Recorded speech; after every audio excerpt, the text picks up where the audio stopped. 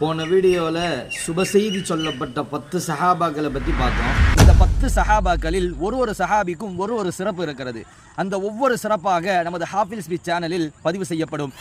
சஹாபாக்களுக்கெல்லாம் சிறந்த சஹாபியாக இருந்த அபூபக்கர் சித்தீக் ரலியல்லாஹு அன்ஹு அவர்கள் தான் இந்த உலகத்தில் வாழும் காலத்திலேயே முதலாக சொர்க்கம் என்ற சுப செய்தி சொல்லப்பட்டவர்கள். அபூபக்கர் சித்தீக் ரலியல்லாஹு அன்ஹு அவர்கள் எல்லா விஷயத்திலும் முதலாகத்தான் இருந்திருக்கிறார்கள். ரசூலுல்லாஹி ஸல்லல்லாஹு அலைஹி வஸல்லமுடைய காலகட்டத்திலே எந்த ஒரு மனிதரும் இஸ்லாத்தை ஏற்காத அந்த காலத்திலே முதலாக ரசூலுல்லாஹி ஸல்லல்லாஹு அலைஹி வஸல்லமுடைய கரத்தை பிடித்து முதலாக இஸ்லாத்தை ஏற்றவர்கள் தான் அபூபக்கர் சித்தீக் ரலியல்லாஹு அன்ஹு அவர்கள். அபூபக்கர் சித்தீக் ரலியல்லாஹு அன்ஹு அவர்களுக்கு பல சிறப்பு இருக்கிறது. அபூபக்கர் சித்தீக் ரலியல்லாஹு அன்ஹு அவர்களுக்கு ரசூலுல்லாஹி ஸல்லல்லாஹு அலைஹி வஸல்லமுடைய மாமனாராக இருக்கக்கூடிய பாக்கியம் கிடைத்திருக்கிறது.